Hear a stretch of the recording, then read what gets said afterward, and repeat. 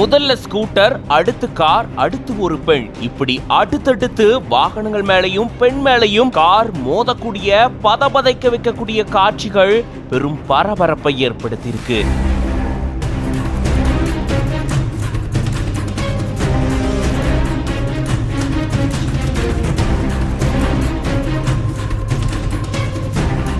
சிறுவர் இயக்குன இந்த காரால இப்படி விபரீத விபத்து ஏற்பட்டதா கூறப்படுது.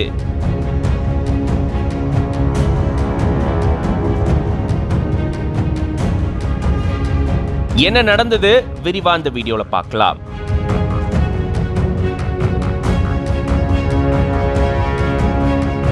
உத்தரப்பிரதேஷ் மாநிலம் சஹ்ரான்பூர் பகுதியில தான் இப்படி ஒரு சம்பவம் நடந்திருக்கு. செப்டம்பர் 15ஆம் தேதி திடீர்னு அந்த பகுதியில தார் கார் ஒண்ணு அதிவேகத்துல வந்திருக்கு.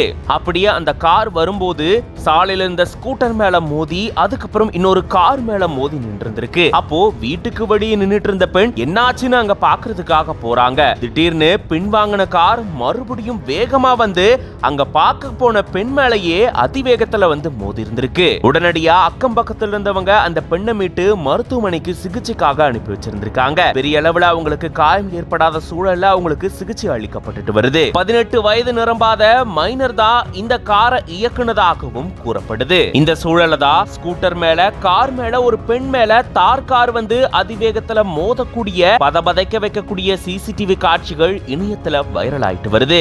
இது தொடர்பா யாருமே புகார் கொடுக்கல, புகார் கொடுத்தா கண்டிப்பா நடவடிக்கை மேற்கொள்ளப்படும் அப்படின்னு சதார் பசார் காவல் நிலைய காவலர்கள் தெரிவிச்சிருக்காங்க.